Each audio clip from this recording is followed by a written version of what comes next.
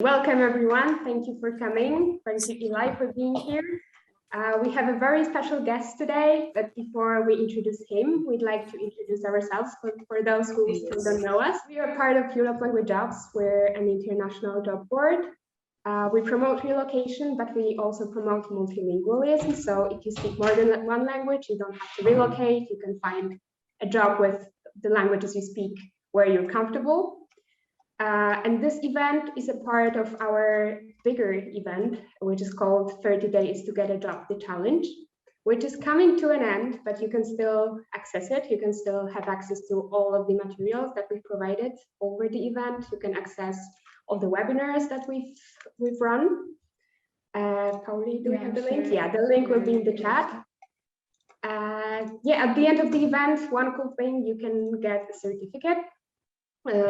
Every day you can answer questions that are related to the blogs we share that day. So if you get a certain amount of questions right, you can get a certificate that you can then share on your LinkedIn profile, which we think is pretty cool.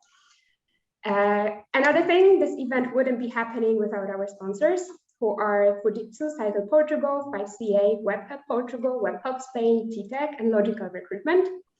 You can find all of the jobs on our job board.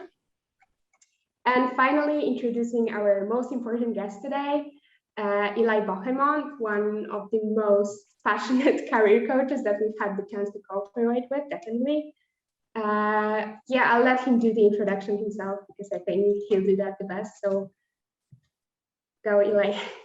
All right, thank you. Well, I'm glad to see everyone here. It looks like we have, about 25 or so individuals joining us from all over the world. If you want us to let us know where you're tuning in from today, you can go ahead and in the chat, just kind of put the city and country, or city, state, country. If you're from the US, like myself, I'm joining you from just outside of New York City here in New Jersey, United States. And looking forward to presenting on this topic today, which is pretty important if you're navigating the job search, which is really on how to pitch yourself effectively and ultimately support you in acing the job interview. Awesome. I love seeing where people are dialing in from already. We have such diversity, right? From Croatia to Turkey to Belgium to India to England to Italy. Just wonderful, wonderful. So let me tell you a little bit about who I am first. So I am an international career coach, co-founder of Your Career Strategy, as well as a recovering management consultant. The first 4 years of my career were in accountancy, as well as management consulting. Since then, I've made 5 career transitions from sales and business development and human resource management systems to higher education and career development to entrepreneurial career coaching. Within smaller organizations in England. I supported thousands of individuals from over 120 countries in landing jobs in 90 countries around the world. And to say I'm passionate about this would be understating how much I care about this work. This is not just career coaching. This is career education. This is education that we unfortunately don't get through a lot of our traditional education systems, whether it's primary school, high school, university. Right? Sometimes we may have career development teams at the universities that we go to, but from many of our experiences, they just don't really do the job of helping us understand who we are so we can get a job that aligns with who we are. Well, today I'm excited to share some really great tips, techniques, tools, and strategies on how to pitch yourself very effectively. All right, so we're going to discuss the formula on how to construct your elevator pitch. We're going to then be discussing behavioral interviews, and just if anyone who does have their mic unmuted currently, if you could just mute yourselves, and eventually you'll have the chance to participate where you could then unmute yourselves. That would be great. The second piece is we're going to discuss behavioral interviews. Interview questions and how you can help your interviewer really visualize the competencies so you appear relevant and like a great fit for those roles. But it's not over just there. If you ask the right questions in an interview, you can then follow up with influence and really kind of make this a no-brainer decision for the hiring manager to bring you on, right? And after that, we'll celebrate learnings. Now, For those of you to get the most out of today's session, I will highly encourage you to take your cell phone, throw it away, turn it off, because that's going to be a distraction. You've made time to be here, right? So whether you're going between tabs, you're watching this, you're listening to it, you're going to get the most out of this workshop today if you're present. So present means you can participate in the chat. You can participate through the participation panel and give like thumbs up. You could raise your hand. You can ask questions, or when asked, you can unmute yourself, and this is going to be interactive. So I'm preparing you now. Be prepared to engage, because if I ask, I'm like, hey, who wants to do this? And no one does anything, well, that makes me feel bad, you know? And it makes everyone else feel a little bit discouraged, right? And then they won't feel like they want to participate. So I'm going to need some courageous candidates to join me in participating a little bit today, and that will encourage others to participate as well. So with those ground rules laid out, let us begin. Participation is going to start now. So I'm going to ask you to tell me about yourself. This could be any one of you here. We have quite a good number of people on the call already, somewhere around like 33 or so joining us from around the world. So this question, tell me about yourself, is the core question that gets asked during an interview, and whether it's the initial phone screen when you're speaking to a prospective hiring manager or recruiter. This is the first thing when you're just networking with somebody. They're like, so, you know, who are you? Like, what do I need to know about you? Why are we talking? That's basically like them asking, tell me about yourself. This is a very complex question. We're going to work together today to help you answer it. But before we do, I'd love to hear somebody on this call tell me about themselves. So who would like to unmute themselves and volunteer to share a little bit more about who they are? Hi. Hello. Hi. Juan. My name is Juan. I'm from Mexico City. I'm living right now in Berlin. I'm studying a master. I used to work as a TV producer back in Mexico, a sports TV producer, Emmy award-winning producer. I love sports. I love tattoos. I love sightseeing in different cities or different countries, and hopefully I can. I hope I can land the perfect job for me in Berlin. That's pretty much it. Awesome. That's actually not bad at all. Thank you, Juan. Thank you. Yeah, good pitch. Good pitch. Who else? Who else wants to tell me about yourself? Right? You can just unmute, much like Juan, and give it a shot. No judgments here, but it's going to be helpful to just kind of hear a few people deliver a pitch without much practice. Vicky?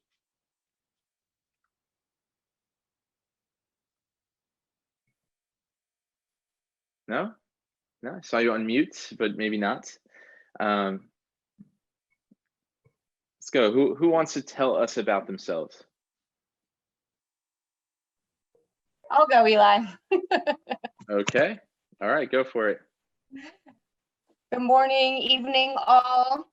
My name's Yaro. I'm a recovering academic looking for more direct impact in my life and wanting to apply my program growth and development skills to grow programs and have community impact that is helpful to the greater good. That's what I'm talking about. Thank you, Yara. Appreciate that. I'm going to put a call to action for just one more person. One more person to volunteer and speak up and just tell me about yourself.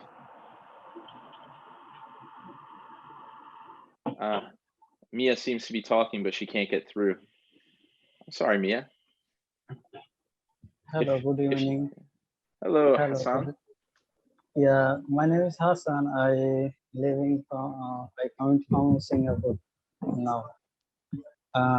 My country is Bangladesh. I want to work in Singapore 6 years. I do building maintenance job.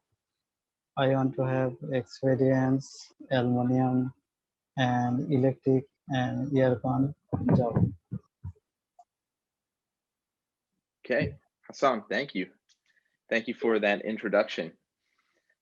All right, so a few of you have heard some pitches from some of our fellow attendees of today's workshop, right? So what we're going to be doing today is helping you structure and formulate really effective ways on positioning and pitching yourself to be relevant, specific, generous, yet concise with the information, okay? We're going to give you some great examples, but more so the structure. So before we do that, when we are targeting, we have to know what we're targeting before we go ahead and pitch ourselves for a particular role. So if you joined me last week, we did discuss this definition of an employment target, but we're going to go through it once again today. And I want you all to be thinking about, well, what is my target? What is the industry in which I'd like to work next? What role do I want to have? Am I going to be someone who works in sales? Am I an account executive? Am I someone who works in PR? Am I a human resource analyst? Am I an accountant? Am I working in operations? Am I a creative? Am I a video editor? Like, what is my function? Okay. And then what part of the world do I want to be working in? What is my city and country? Let's get specific, right? If you can't get super specific, then at least like a region, you know, Western Europe, Eastern Europe, but still the clearer we can get on target, the more effectively we can include these into our pitch. All right, so just going to put it out there. If any of you have an idea of your target, your industry that you'd like to work in, your role, the function, and your geography, go ahead and put that in the chat, because this is going to be a really important aspect of how we structure our pitch, right? If you don't want to put it in the chat, just write it down. You should have like a notepad or something like that. You can use it to write down. So know your industry, know your function, know your geography. So after you've defined your target, right, I want us to just take a moment after each thing I'm going to share with you here, and I want you to write it down to the best of your ability, okay? So once we know our targets, we need to start compiling how we talk about ourselves.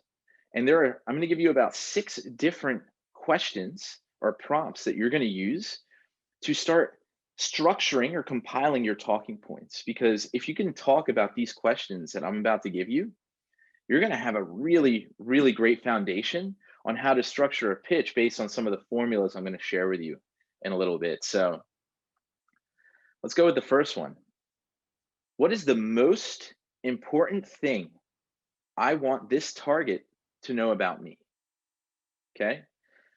And if you want, write these questions down, or at the end of this, I'll pause. You could take a screenshot, okay? And that way you can capture these questions, because thinking about these and then writing them down is going to help you better articulate who you are and what it is that you want to your target. And your target is going to be the hiring manager that is hiring for that specific role at that specific, within the industry, within an organization in that industry, within that country that you're looking to get a job in, okay?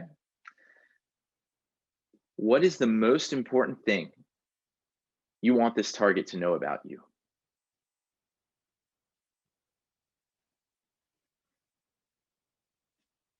So for me, I want the target, much like I told you, you guys are my target audience, right? I've supported thousands of individuals in landing jobs in 90+ countries around the world.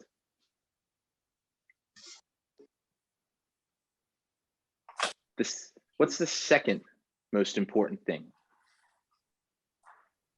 What's the second most important thing you want this individual that you're targeting to know about you? Take a minute, think about this, write it down.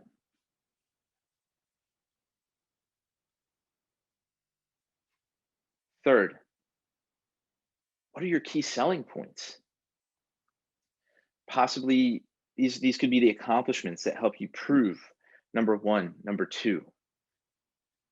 You know, this could be something that could be like results oriented. For me, it might be I've helped people increase their salaries by 28% in negotiations when switching into new roles, right? It could also be that I've helped people negotiate work authorization when trying to find work in England or a country where they do not have that standard work authorization.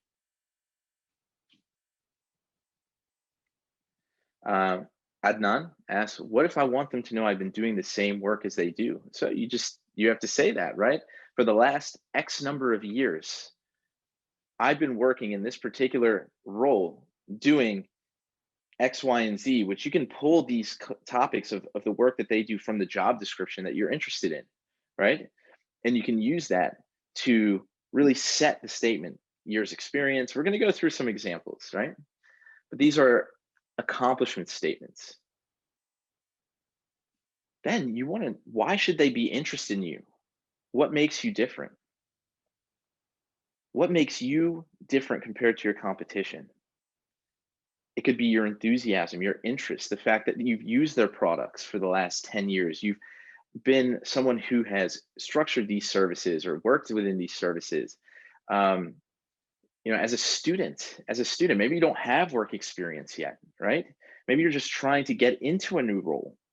Well, what's going to make you different? A lot of students feel like, well, I don't have anything to offer. I don't have any experience. Well, that's not true, right?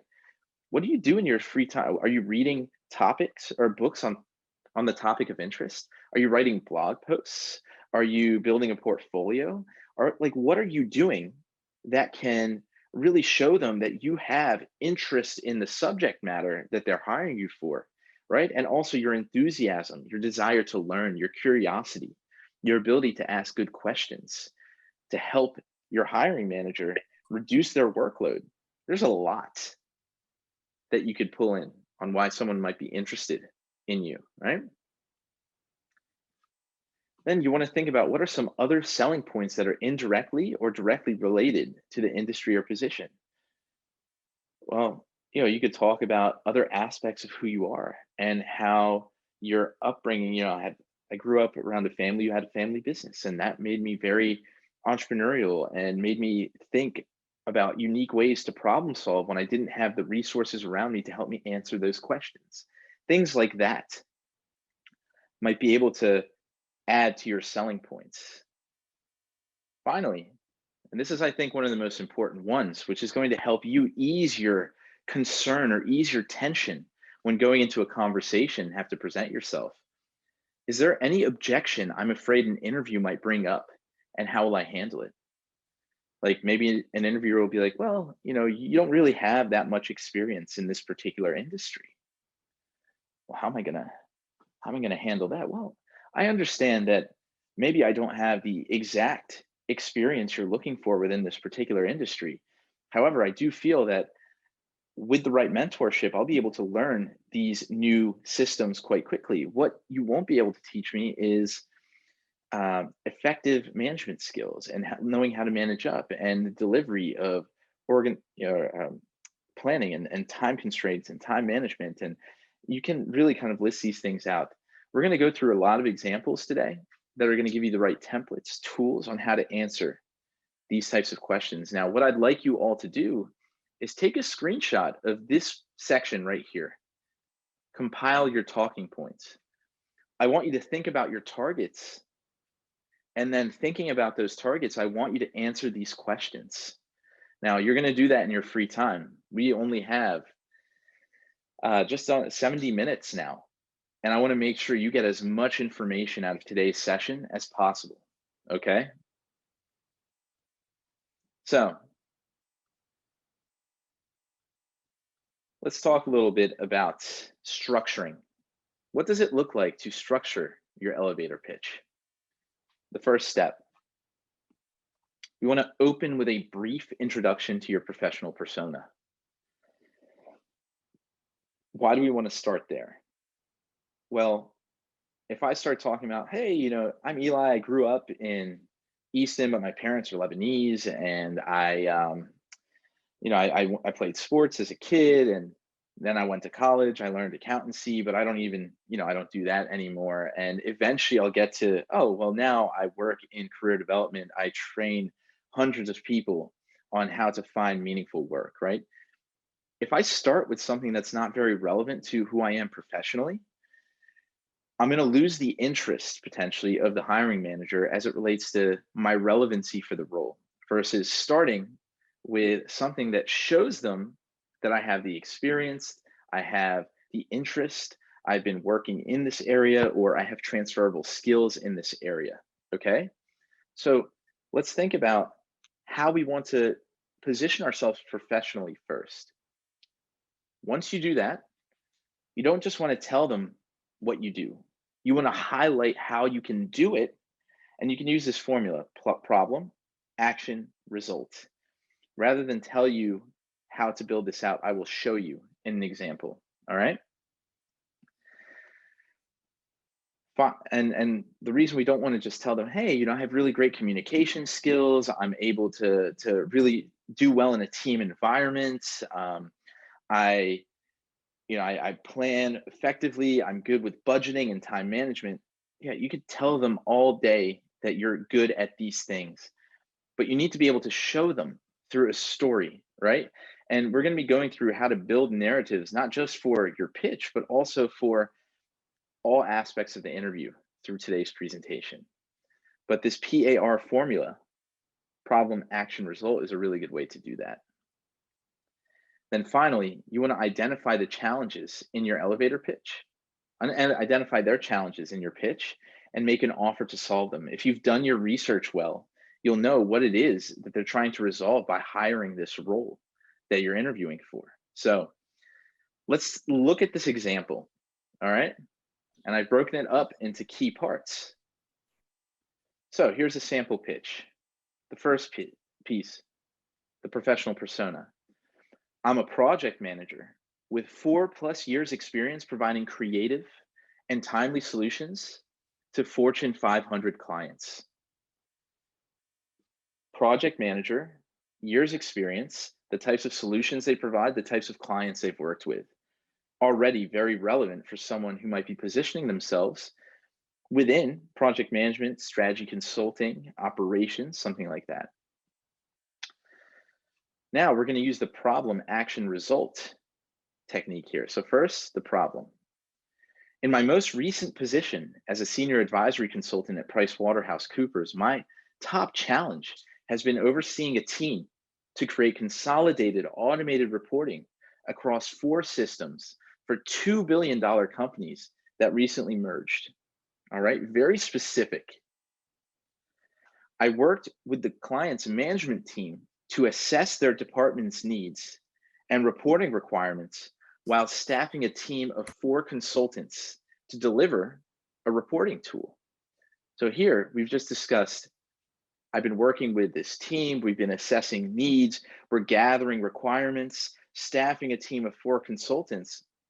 We're showcasing teamwork, we're showcasing strategy, we're showcasing relationship management, we're showcasing client relationship management, we're showcasing reporting, note-taking, all of these things in just a story, okay? Just a few words, right? The last bit, the result. What were you able to achieve? Well, we were able to utilize Microsoft Access and SQL databases to streamline the reporting in the first quarter after we were engaged, which allowed the companies to consolidate their receivables and payables in time and avoid losses, which could have totaled $35 million plus. $35 million saved. That's crazy, because we implemented this process, because we did it on time. We did it within budget. Being able to talk to this stuff has created a vision of what it is you can achieve to your listener, right? Now, the next part is, what is your offer? I know that managing timely and complex projects are some of the key components of the work your company does. I'd love to hear more about some of the work you are currently doing, and perhaps I may be able to add some value in thinking through some solutions, right? So based on the example I just gave you in my pitch, you know that I've worked on stuff like this before. you know that I can handle timely and complex projects. You know, I can work with clients. I know you're doing the same. So if you tell me a little bit about the stuff you're doing, maybe I can help, right? This framework is going to help you really structure an effective pitch, but there's something I got to tell you. The truth about these elevator pitches is there is not just one way to do it. I could sit here and I could tell you, all right, we have to structure a pitch in this way, just like I showed you, and you have to do it like that every single time. I'd be lying to you. The truth is, there are a few different ways to structure these elevator pitches, all right? So I want to share with you a few other structures that you can use to think about how you want to position yourself. Now, before you had all those prompts that you could use to compile what you might want to say, and then you can use these structures, either the one I just showed you or some of these. So this is very aligned with what we just discussed. What is your professional background? How did your academic experience get you into that professional background? And what are some personal things you might like to share? So that's one way to go about structuring your pitch. Another position, who I am, like what do I stand for, right? What are my values? Now, what do you do in order to bring those values to life? And what is your why? What's your purpose statement? What motivates you to do the work that you do, right? And I'm going to give you examples of each one of these, so rest easy. And the last one is, again, who I am. What do I do? But what are the results I've been able to achieve as a cause of what it is that I do? So, pitch one example, all right? Let's assume I'm a mid-level manager. The format we're going to use for the first pitch is professional info, academic info, personal info. The target position is brand management, okay? The target industry is consumer products. And the target geography is a tier 1 city in China. Maybe that's going to be Shanghai, maybe it's going to be Beijing, okay? Do I have any volunteers who might like to read this pitch, just because my voice is probably getting a little bit annoying at this point now? Be helpful to just hear from someone else. To someone else, just all you need to do is just read the text here for the pitch. Do I have any volunteers? Right. Okay, thank you, Rumiana. Hi, Hi, you hear me? I can. Yeah, I'm not switching on to my camera because I'm That's okay. both. So, Yeah, I have 8 years of experience in branding and marketing, including more than 6 years with foreign-owned and operated companies in the Lion and Shanghai in the FMCG and consumer product sectors.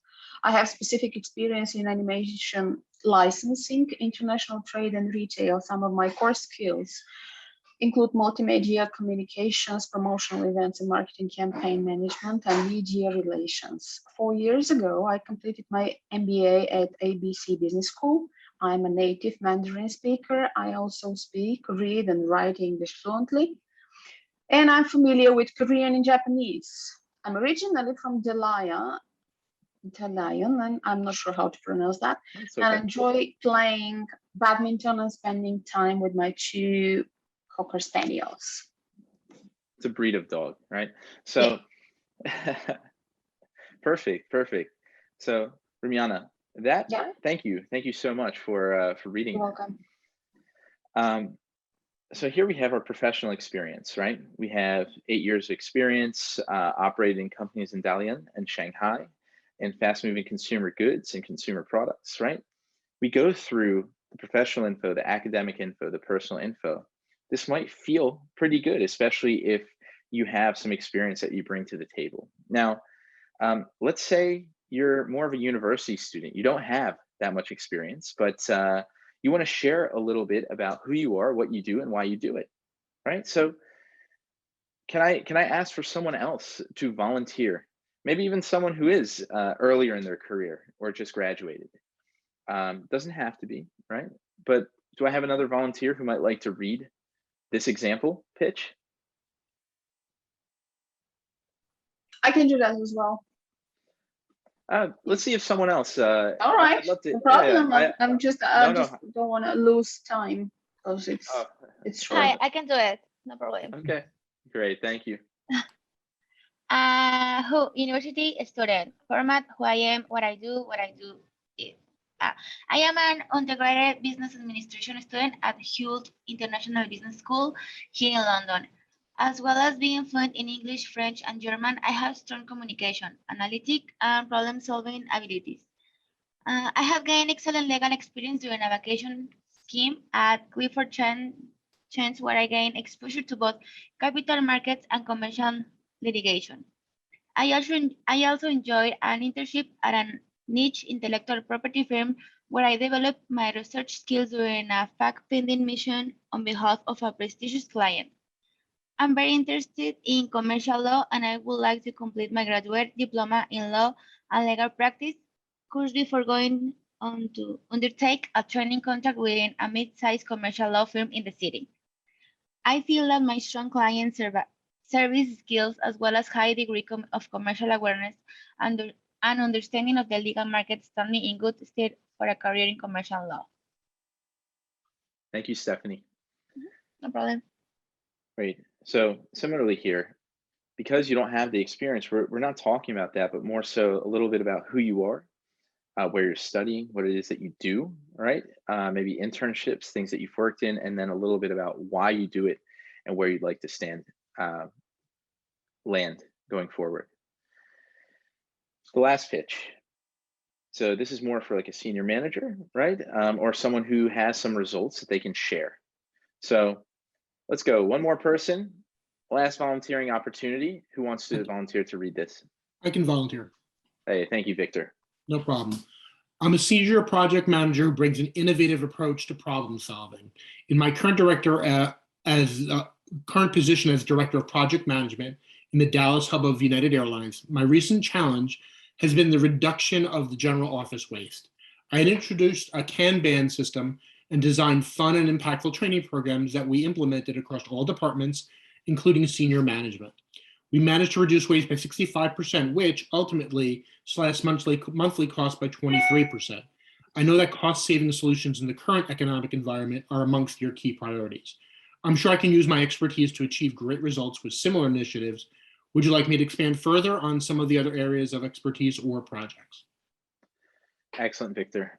So many of you on this call come from a variety of backgrounds, experiences, right? Some of you may be early in your career. Some of you may be well into your career. Some of you might be mid-level in your careers. These pitches are going to give you formats in which you can leverage and structure to most effectively share who you are to an audience that's relevant. But the one thing that is most important is making sure you know who your target is. Otherwise, it's going to be very difficult to create a relevant pitch. All right. So do some deep thinking, do some deep reflection. What is my target? And then based on that, let me answer those core questions that we had laid out early on. And then let me take one of these structures and start building my pitch. Now, the only way to get good at your elevator pitch is to practice. That's it. When I work with my clients, they go through this exact process. They structure their pitches, they rehearse their pitches, and then whether through WhatsApp voice notes or video practice or with people in their network, or whether they go interviewing, right, or networking, they are actively practicing the pitch. Eventually, it's just going to be very natural. The thing is, you're going to write this down, but the key to being good at pitching is not memorizing. You have to just understand the structure and practice talking freely without trying to memorize what it is that you've written. Eventually, the talking points it's going to feel memorized, but it's not going to sound memorized. And that's the key to delivering this pitch effectively. So before we go on how to ace the job interview, I'd love to answer any questions you might have about pitching yourself or answering this question, tell me about yourself. Does anyone have any questions related to the elevator pitch?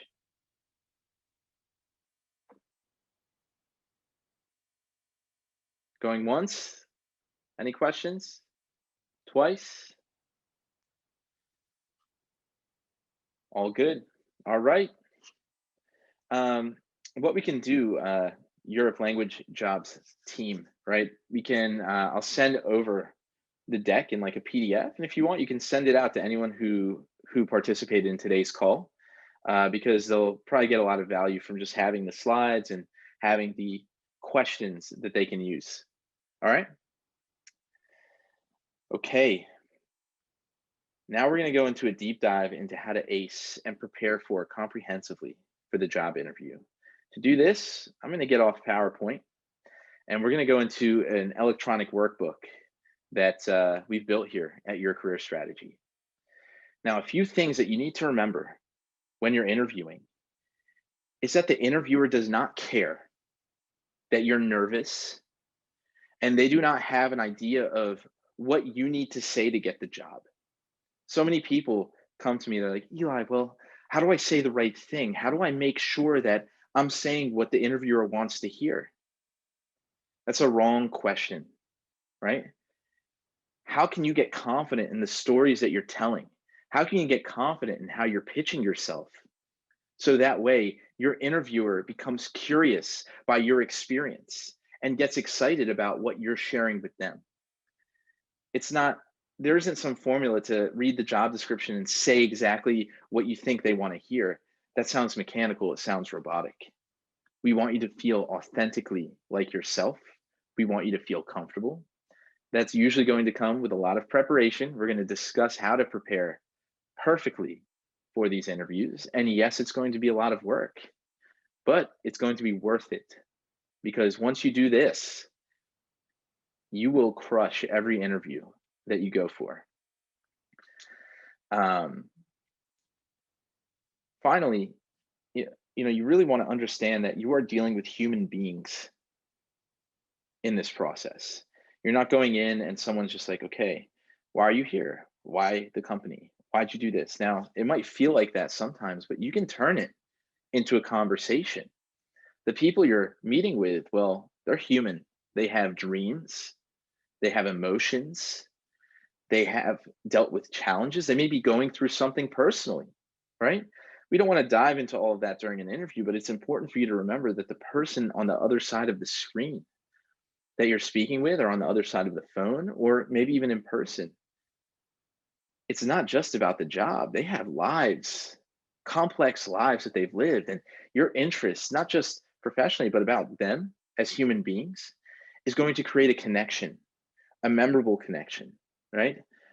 And that also makes it a little bit easier to be in the hot seat when you're interviewing. Now,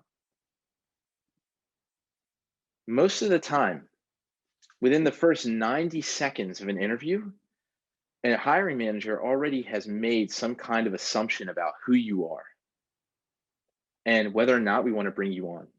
So eye contact is going to be important, especially in the era of Zoom.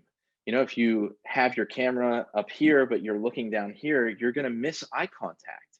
And that's going to disengage your listener, and they're going to feel like, I just couldn't connect with that person, right? So we want to make sure eye contact is there. You want to be dressed well, right? The same way you dress if you went in person, dress that way, whether it's like online, and heck, even if you're on a phone call and they cannot see you, if you dress the part, you start building a level of confidence. It's proven. So dress the way you would dress as if you're going to an interview in person, right? And usually I'd say that is professional or smart outfits, okay?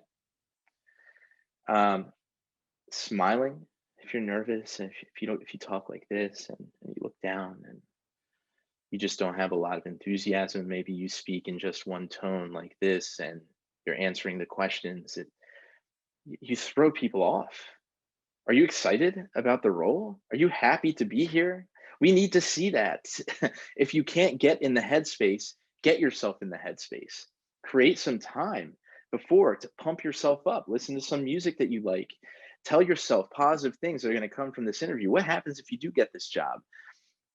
You got to get excited. You got to be excited about what the company does, the product they work with, the services that they do, right? This is all really important, right?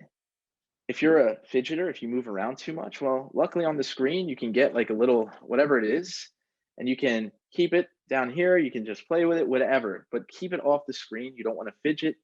You can talk with your hands. That's totally fine. You know, but really a lot of what people take away is, how are you showing up? What's your background like? Is it messy, or does it take away? Can you hear me okay? You know, some of you, for example, if you spoke, it's much easier for the person to like be engaged if they can hear you fully.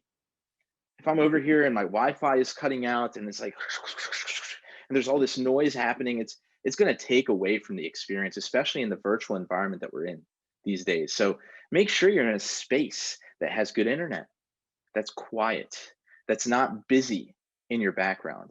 Already, you've won a majority of what you wanted to win in this interview. You've won respect and you've won their attention, because so many people lose it really fast. All right. So that's going to be some of the more important things that you can take away on just the fundamentals. But you also have to, you know, once you get past all this, they're going to start asking questions. There's going to be conversations happening. So tell me about yourself. Well, we just worked on how to answer that question, right? And those are called traditional questions. Questions that don't really require too much storytelling, but more so things from your personal life, or ideas about why you're applying for this job in the first place. Why are you leaving the job you're currently in? You know, what's your proudest moment? What are you happiest about achieving in your career? What's your, you know, what is an area for improvement about yourself? These are all really great questions that are in the traditional questions segment. You can prepare for these very similarly to how we prepared your pitch. And I'm going to be sending you this link. Maybe I'll just share it in the chat now. Right? And you have access to this interview guide for free. This is your guide. Take it, enjoy it, right? You'll have everything you need here. You can go into this guide. You can listen to different responses to questions that have been recorded. You can look at great resources through here where you can read elaborate posts where there are like 31 of the most common interview questions asked with examples on how to answer each one of those, right? So we want you to have access to this, but where I'd like to spend most of our time now is on this behavioral or competency-based questions, all right? Now, these questions, when they come out, they usually start like this.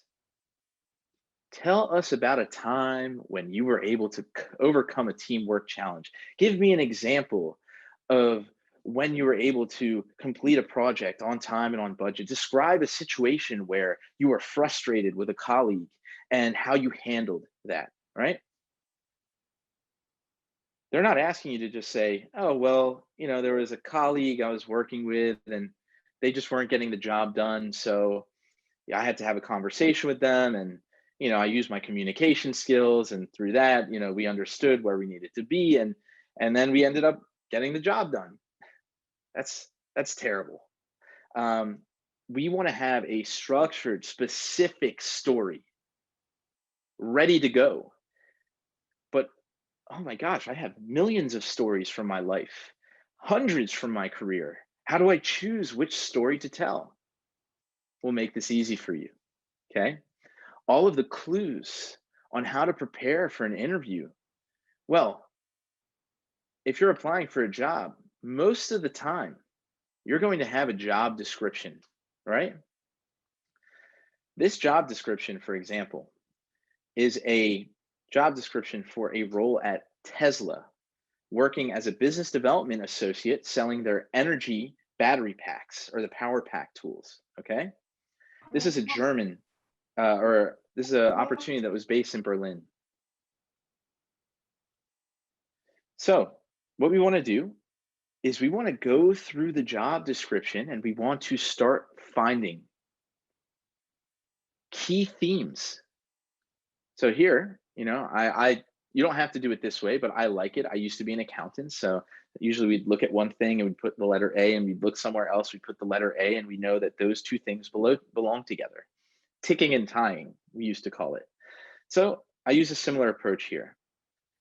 So the first one is develop a sustainable pipeline of short, medium, and long-term opportunities for the company. Well, that sounds like a sales job, right? And this is business development. So that's sales.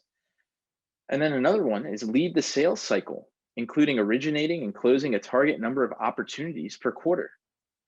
Oh, well, that's sales as well. I'm going to give that the same thing. And demonstrated performance of sales and business development, well, that's another thing that falls along the sales area. Now, you'll go through the job description line by line. You're going to read it. You're going to see, well, cultivate strong relationships. That sounds like something they might ask me about. Research and report on market dynamics, right? Or launching new business strategy products. I can probably pull a theme out of that.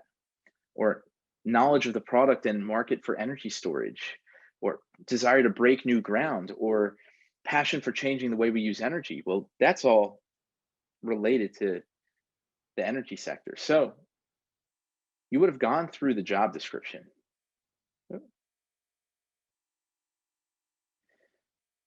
And once you've done that, you're going to look through the job description, identify the top 5 to 7 most relevant skills. Once you do that, and through this tool, you can actually download this. It's a Google Sheet. You'll be able to paste your own job description. You'll have the different charts and tools to map everything and do it yourself, okay? Now that you know what your competencies are, what you're looking for, you're going to write them down, right? So in that role, we know that we're going to have to cultivate and maintain relationships. We're going to need to understand the sales cycle. We're going to have a passion for disruptive, sustainable energy. We're going to need to know how to communicate and document. We're going to need to multitask and maybe understand how to build new product strategy or do research and analysis. And teamwork is going to be an important part. So what do? We look at work experiences to date. Do we have any stories that we can pull from our work experiences? Okay, maybe not. We have some examples here. What about extracurricular, volunteer work, things that we do outside of work, outside of life, outside of school? Is there something else? Not life, that's kind of part of it. Outside of work and outside of school here that we put here. So, and then what about at school? Completing projects, things you talked about. A lot of people may have gone through 2 master's degrees, a master's, a PhD. They've never worked in industry before. Well, if that's the case, you can use a lot from school. You can use some from extracurricular, volunteer work that you've done, or maybe you've had like teaching assistant positions or something like that. You can use those as well. But what I want to do is let's take one example from here, right? And you'll notice like each story, we don't go in a lot of detail here. We just put the idea and we let it marinate, because what we want to do is we want to then give ourselves the space to go in and enhance the story. So I'm asking you to become storytellers, right? But you're human, so you're probably a good storyteller. How do I know that? Well, for the last 10,000 plus years, people have been telling stories. People have been drawing buffalo on the side of a cave, documenting the plight of I'm hungry, we needed to go get food, we hunted buffalo, we were very careful, we threw our spear, and together as a team, we were able to kill many buffalo to feed all the children and women at the, in our tribe, right? These stories, I mean, you watch movies, you read books, they all have the same structure. So why, in an interview setting, would you use a different structure? Don't recreate the wheel. What you want to do is you want to illustrate the setting. Where were you when all this was happening? What is the conflict? What is the challenge or the issue, right? Describe it specifically. Then you want to talk about how you, the protagonist, not your team, not how everyone else came together to make this work, what you did, the actions that you took to overcome the challenge. right? You may even talk about the things you thought to do, but decided not to do, right? Because what's the purpose of an interview anyway? You want to show the person on the other side of the screen or of this process how you think. How do you think, right? That's what they want to see. And finally, you need to end the story with a punchline, the resolution of the conflict. What was the result? What did you achieve, right? You need a full story for all of these stories around the competencies that they're probably going to ask that you pulled from the job description, okay? Once you've prepared your stories to answer all of these competency questions, well, you're ready for any question that gets thrown at you because you have a quiver of arrows full of stories that you could just shoot anytime you get asked a particular question about a story, about telling me about a time when, give me an example of, all right? So let's take one example here. The sales cycle. In this job at Tesla, they're going to ask me about, do I even know what a sales cycle is? Well, yeah, I have one story. I worked at a family friend's jewelry store in Belgium over the summer as a retail associate specializing in rings and watches, okay? Regular job, it's a summer job. I'm working as a clerk, a retail clerk inside of a jewelry store. That's the situation, that's the setting. What's the challenge? Well, I was tasked to meet my monthly targets of closing $20,000 or euros in business for my department each month during the summer, which was the slow part of the selling season. So the problem is, it's the summer, there's no major holidays. It's not Valentine's Day, it's not Christmas. Partners are not buying themselves jewelry and gifts. So how do I get my targets met? Okay. What are the actions that you took to resolve the challenge? Well, my approach was to look at every customer that walked into the store and every email or phone inquiry as an opportunity in my sales pipeline. And I would track that in a spreadsheet. You've just showed that you understand what a pipeline is. You showed that you're organized and you keep track of things, okay? I didn't say those things, I'm telling a story. We needed to increase foot traffic in the store. So I helped the owner launch a radio and billboard commercial to promote buying and selling, buying jewelry for no occasion at all.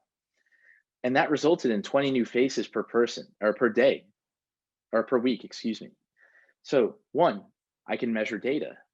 I can think of strategies. I can manage up and get the owner to agree on strategies. Oh my God. Well, that's great. I didn't say any of that, but that's what the listener is getting out of this. I would personally approach each customer in the store and learn more about the purpose of their visit and sell them on the value of their future purpose. If they wouldn't buy anything during their visit, I would get them to sign up for our newsletter and receive promotions and updates. Well, you just told them that you are a value seller. You sell value. You help them solve problems. You understand pain points. You are going to collect data and get their information so you can follow up, okay? Finally, you would track your prospects and follow up with each client for up to 12 touch points via social media, phone, email, until it led to either a closed deal or a firm no, which you wouldn't accept without handling their objections. Now, this is basically telling me that, well, you are a go-getter, you follow up until you get a no, or you know how to handle objections. These are key phrases in sales and business development. I'm using all of this in my story. Then what is my result? Well, I actually failed the first month. I only closed $7,000 in sales. That's $13,000 or euros, whatever, less than what my target was. And actually I failed the next month, 15,000 instead of 20,000 the next month. I'm already down $18,000 compared to my target. But I finally exceeded my targets in August with $35,000 in closed deals in watches and rings with prospects that I had started reaching out to back in June. And I feel that if I kept this up, I would be able to hit larger and larger goals going forward, which would help me exceed the annual target. From this story, you can see that this individual has experience and knowledge of the sales cycle. They know how to sell, they know how to track, They know how to report, they know how to strategize, know how to manage up, they know how to follow up, they know how to close deals. One story. This story, it takes 2 to 3 minutes to tell, but the amount that you just shared compared to how you might regularly answer a question, well, next level. If you use this approach to answer questions in an interview setting, you will differentiate yourself against the competition. Now, in the guide, you're going to have access also to technical interview questions, how to prepare, presentations and demonstrations. These are becoming a lot more regular. Companies are inviting you in and they're saying, hey, we want you to meet and present this case study that we're going to give you to 3 people from executive management. Oh my gosh, that's stressful. So you'll have some tips on how to prepare, how to ask questions, right? To make sure you really understand the work. And then some roles are going to be giving you brain teasers. You know, there's this one, I remember getting this one. In the basement, there are 3 light switches in the off position. Each controls one of the 3 light bulbs on the above floor. You may turn on any of the switches, but can only go upstairs 1 time to see which light bulbs were affected. How can you determine which switch controls each light bulb? It's like, oh man, brain teaser. How, okay, 3 switches, 3 light bulbs. Well, if I turn on one, I can see the one. So I want you to think about these, and then you can actually here take some tips, and then there are actually solutions that you could listen to and read. All right. So basically, I just want you all to become storytellers. I want you to think of your own life in stories. I want you to look at the most relevant experiences you've had related to certain positions and certain competencies that you're aiming for, and craft these stories. If you do this, plus getting ready, making sure your setting is good, and you structure your elevator pitch, oh man, you're like 95% of the way to landing this job. Okay. Now, that's not all. You want to get to 100%. All right. So we want to make sure that we can ask the right questions. So in chapter 3 here, we've listed out some of our favorite questions to ask at the conclusion of an interview. And why do we choose to ask those questions? I'll give you the top 3. All right. So the name of interviewer, Janice, you've been a member of the team at BuzzFeed for 3 years or whatever company. What's kept you with the company during those 3 years, and what motivates you to spend the next 3 years with BuzzFeed? Well, here you've just asked this person a personal question about themselves, their decisions as it relates to the company. You've asked them to give you insights into what happened and what is going to happen based on their perception, right? So you're going to get to see a little bit of a future focus as to why this person might want to continue to stay there. And if they're like, it's just a job, I like it, it's good enough. Then you get clues about the culture, the environment, right? You want to pull out clues. You want to also make someone feel human. Next, in the past, what qualities have you noticed that differentiate a top performing business development associate, or whatever the position, from an unsuccessful new hire at Tesla? Okay, so what does differentiate there?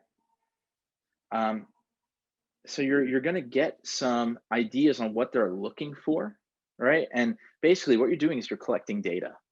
Most people just ask questions. They're just like, oh, let me just ask questions because I have to ask questions. No, ask questions that are strategic. Ask questions that are going to give you data points. Ask questions that are going to support you in helping them resolve the challenges that they're experiencing, right?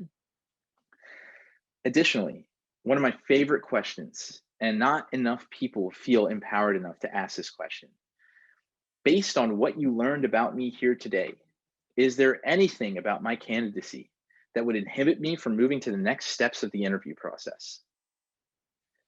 So you're basically saying, hey, after we talked, is there something that didn't sit well with you that you feel wouldn't make me a good fit for this job? How powerful to know this information. Usually we wait until after the interview to send an email that says, oh, I'm sorry I didn't get this job. I really wanted it. Can I get some feedback? No, ask for the feedback while you're there. Because they might say, this happened to me, right? I was interviewing for that job, and an international business school in England. And I asked this question, and my interviewer said, well, that's a great question. What I've noticed is that you have a lot of diverse experience, but I don't think you have experience in the classroom lecturing to students. And I just don't know how you might be able to adapt quickly in that space. And someone with more experience may have a better shot.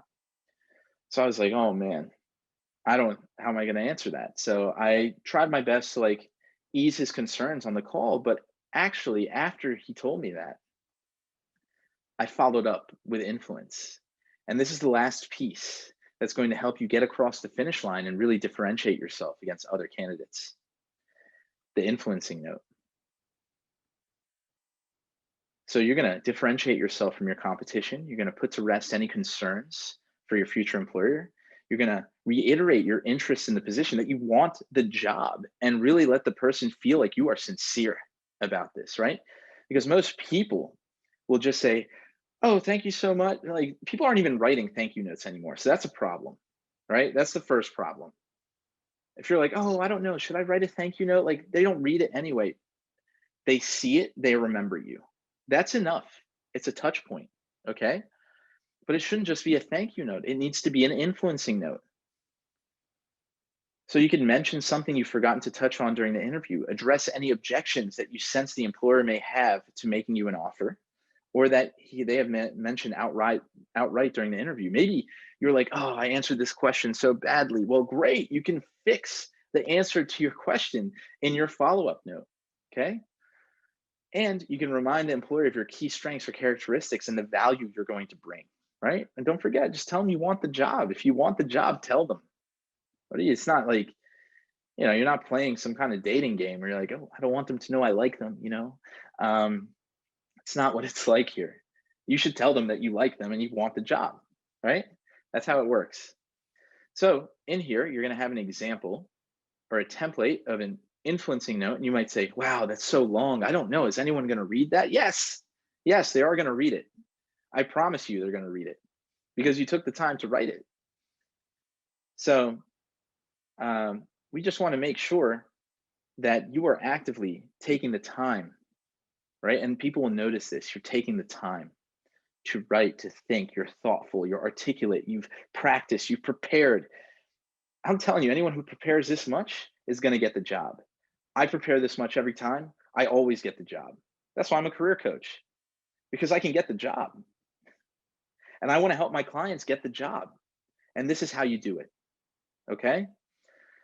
So you can read this. A few tips here, bullet things, right? You can say that, you know, the biggest concern was that for this particular thing, they're going for a video creative role at BuzzFeed. They're saying, well, you mentioned that I don't have enough video editing experience or anything formal, but I didn't properly articulate why I'd be able to effectively put together short, captivating, viral videos. Now, I don't have a bachelor's degree in video editing, nor have I worked in a creative studio before, although a formal understanding of technical editing, post-production communication is important. Those skills can be easily taught and, in my case, quickly learned. That may sound like an egotistical hit, but you're just being honest. I'm a quick learner.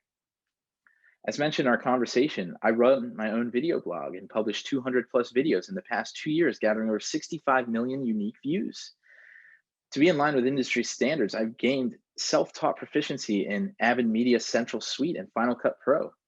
The skills below, which I consider my strengths, are the ones that are more difficult to teach, right? The ability to engage my audience within the first 6 seconds of a video, writing scripts with relatable tone to a large viewership, and staying up to date on the latest trends and creating new viral fads. You wrap it up, you know, these skills coupled with my hands-on knowledge of Adobe Creative Cloud, etc., make me versatile and useful member to this team. I know you have a large pool of skilled candidates that you're interviewing, but hopefully I was able to differentiate myself from them today. I want nothing more to become your protege and learn the finer points of becoming a creative leader, right? I've reattached my CV and my cover letter, and I look forward to hearing back from you. Wishing you all the best. At the top, I basically asked for it. I found myself daydreaming about being a part of the BuzzFeed video creative team on multiple occasions. You stated what you want. You've addressed the concern. You've talked about why you'd put that concern to bed. You've talked about things that differentiate you compared to other people, and you're all about adding value to them. Game over. You're hired. You're hired. Come on, join the team. All right. So if you utilize all of these strategies together, structuring your elevator pitch, because that's the first thing they ask you. If you lose their attention there, it's over. Okay. Want to make sure you don't lose their attention and you're able to actively navigate the rest of the interview process, being well prepared in order to win the job. So with all that being said, we're going to go back and I'm going to open this up to any questions or takeaways that you might want to share from this session. You can unmute yourself to ask a question. You can unmute yourself to share a takeaway, or you can just share it in the chat. So I'm going to stop sharing the screen, and I'll encourage you, while we have this time, we have about like 15 minutes or so, to please ask any questions.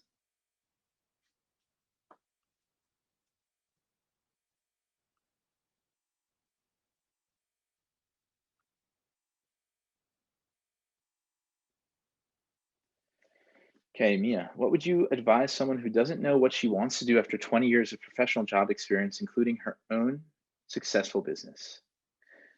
That's a great question, Mia. So we started with targets, right? If you know your target, the industry, the function, the location, well, then you can prepare your pitch and you can do all this. But what if you don't know what your target is? It's a big question, because that involves a lot of introspection. You need to understand what your strengths are. What are the things that give you energy, that you enjoy doing? Mia, you could look at your career over the last 20 years and you could look at all the jobs that you've had. What did you like doing from those jobs? What gave you energy from those roles? Write that stuff down, keywords, right? What are your values right now? What do you value the most?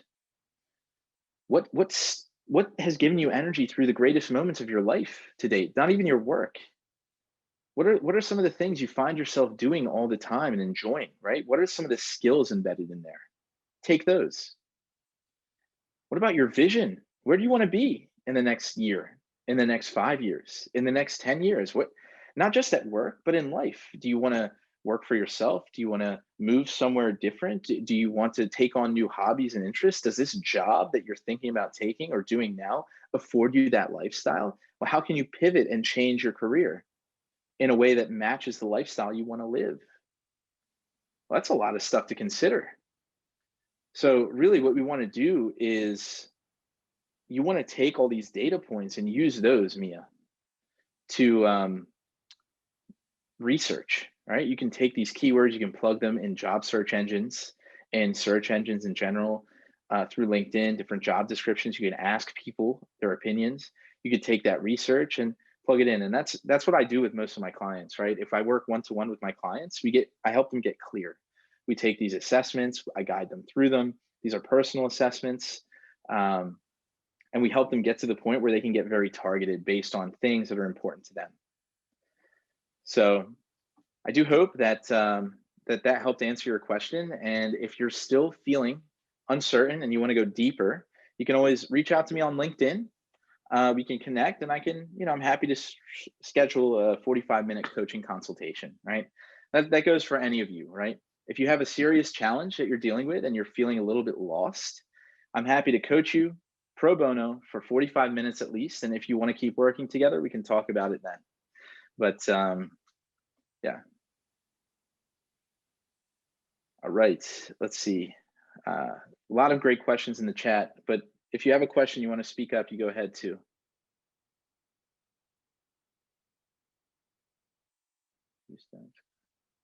Okay, great takeaways. Clear articulation of the interview steps, added confidence in the value proposition based on clarity. Great. A lot of value from the information shared today. Recently had an interview for a sourcing job as an associate recruiter, did not have any prior experience as a recruiter. I recently completed a master's in HR. How do I sell myself or convince that I could do the job while not having the relevant work experience, though I present to them that I have transferable skills and a quick learner? Well, Parvati, if you use that competency chart compared to the job description for the recruiting roles you're applying for, you'll be able to take the stories from your previous experience today, or your work as a master's student in HR, and those aspects, and plug them in to those, into the story format. And through that, practice and engage with your interviewers in a way that keeps you relevant, right? If you need some help thinking through how to do that, again, talk with others who've navigated into the field, who may have also just completed a master's, who have been working in recruiting, get an idea of what they might be looking for, their skill sets, etc. And through that, you may be able to more effectively navigate the process, right? So, yeah, I can't answer that directly because we'd have to go into specifics of your life and your job and your career and what you've done, what you know, etc. You can do that independently. But if you need help, connect with me on LinkedIn or look to others who've done this work. Mia, get in touch. Adnan, 18 years experience on HR professionals approach use. My brain died already. How can I change their bias? Oh, that's funny. Adnan, it's there is a bit of age bias, right? But also you can't focus on what you think they're thinking about you based on your professional experience, right? It also depends on the roles that you're going for. We can talk a little bit about, you could say 10 plus if you feel like 18 plus is too much, right, to say in your pitch. You can position yourself as having just enough experience versus like all these experience and masters, et cetera, et cetera. Sometimes that's off-putting to companies. It's like, well, we just need someone who can step in and do the work. Or maybe you're just shooting for too junior of a role. Maybe you should be shooting for something a little bit more senior. And if you need to position yourself in that way, you would just have to reflect on those stories. So I'd say it could just be that you're not aiming high enough for the roles that you deserve, or if you don't want to work in those roles, it's defining what it is you want to work into and just building out the transferable skill sets to better match that. Let's see, Watan. Watan, awesome, love that name. From my personal experience, I've seen that connections play a role in your opportunity, and this applies anywhere. Do you agree? Networking is the key to success. Now, the last workshop I did was on targeted networking. And if you attended that workshop, I'm sure Europe Language Jobs will share the findings from that workshop, or the review, or the recording rather. So you can always watch it back, but I do agree. Relationships are your career capital. The people that you know now, you could always reach out to them, ask them how they're doing, let them know, hey, I'm considering a job change, this is what I'm thinking, would love your feedback, your ideas. I would love to work at a company like X, Y, and Z, you list the companies. Oh, I know someone there, right? And through that, you just start creating relationships and opening doors. So yeah, super, super important. Thank you, team, for sharing my LinkedIn and the website. What if you know what you want to try and focus on, what you have prepared, but you keep going blank due to nervousness? What do you do? Latoya, that is a challenging situation to be in. My first question would be like, how much have you practiced this, what you're saying, right? Practice is the key. You have to do it 20, 30, 40 times per story. Practicing it out loud, recording on your phone, recording voice memos, having other people listen, asking people to listen into you answering these questions, right? This is going to really help you refine your answers and help you to stop from going blank, because you would have practiced it so much. Now, also on the nervousness side, if it's like, well, I could practice all day, but I'll still be nervous. But like what helped me when I was nervous for interviews, I would always do like 10 minutes of just deep breathing and meditation before I go in. And in that meditation, I'd remind myself that no one knows my stories except me. I get to share my stories with these people. They don't know anything about what I'm about to say. So they can't judge me, right? They can't, not yet. These are people who just want to be seen. They want to be heard, right? They're also working, they're busy, right? Acknowledge them as humans. like we said, and that should help ease a little bit of the nervousness. Then you go in and you just got to be kind to yourself, because you being hard on yourself, you don't need that. You don't need that added stress. You need to be kind to yourself. Say, Latoya, you're great. You tell great stories. You have great experience. You're an amazing person. They're going to be excited to hear what you have to share. This job is for you. And if it doesn't work out, it's their loss. It's their loss, right? Stuff like this is going to slowly help you shift that nervousness. There's not like a magic pill you could, well, maybe you could take a beta blocker, actually.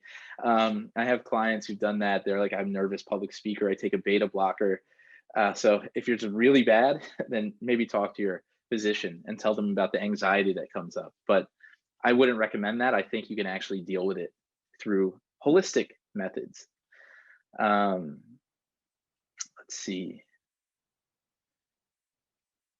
Oh no, sorry. Let me, I see my email address. I'm going to put my correct email address there. I have an old website and I haven't updated it. Sorry. That's no, it's no problem. I'm just going to put that in there. So if anyone wants, you can email me with your questions as well as LinkedIn. I don't care, happy to help. Let's see. Okay, quite confident with soft skills, but experience imposter syndrome when it comes to hard skills as the industry evolves so quickly, and it's hard to keep up with the information, skills, competencies out there. How do you navigate the feeling of not being equipped enough for the role? Julia, that's a great question. So if you know, first you need to identify what's changing in the industry, right? If you used to be in marketing, let's say, and that was like 10 years ago, and you want to foray back into marketing, and now it's all social media, now it's all SEO, now it's all data and analytics and Google Analytics and just hot heat mapping and knowing where things are. Okay, interesting.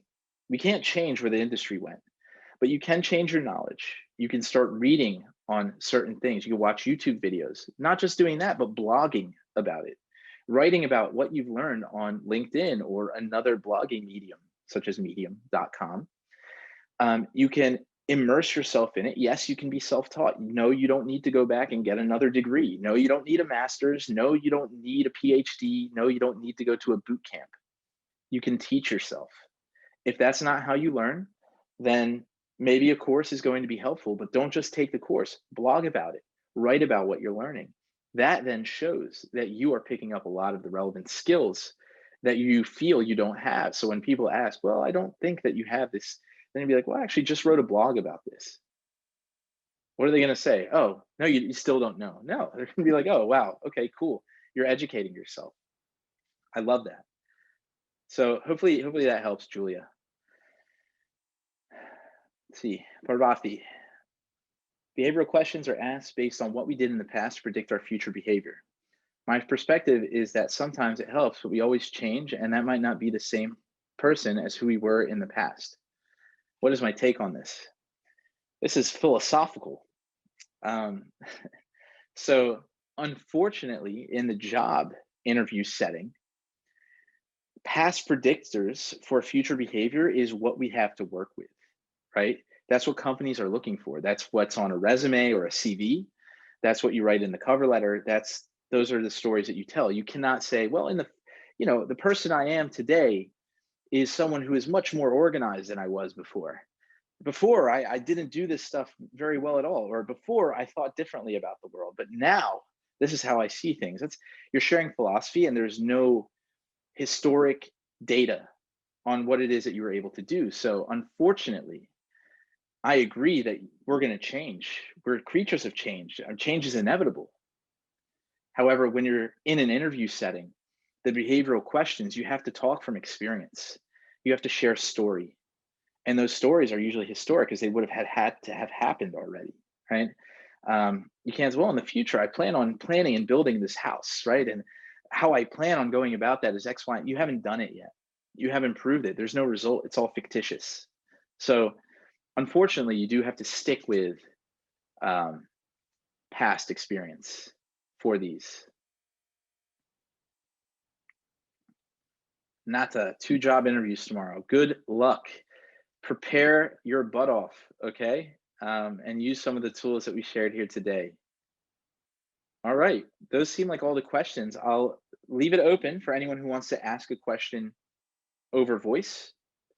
And if not, we can call this a day. And I will say that I appreciated your time and your engagement and your questions. And I talked a lot. I'm gonna go rest my voice for a while. And I apologize if it was too much. I would have liked to make this a little bit more engaging, but just due to the timing and the nature, I feel like I couldn't really create the space for breakout sessions and things like that, but perhaps in the future. So I guess we'll leave it there. I look forward to connecting with all of you on LinkedIn or via email or whatever, and I'll send it back to the Europe language jobs team to close this out. Thank you, Eli. If there are no more questions, then we'll wrap up quickly. Yeah, thank you everyone for coming. Thank you for your time. Thank you so much, Eli, for being here, for all your valuable advice. I'm sure everyone has carried out something from it that they didn't know before. It was great, thank you. And yeah, to everyone, we hope to see you on our one last webinar this Wednesday at 4 p.m. Madrid time. It's about how to secure your work from home job, a very, very popular topic right now. So yeah, see you there. The link to sign up is in the chat. It's also free as usual. So see you there. Thank you, everyone. Thank you very much. We'll end the recording now. Thank you. Thank you so much.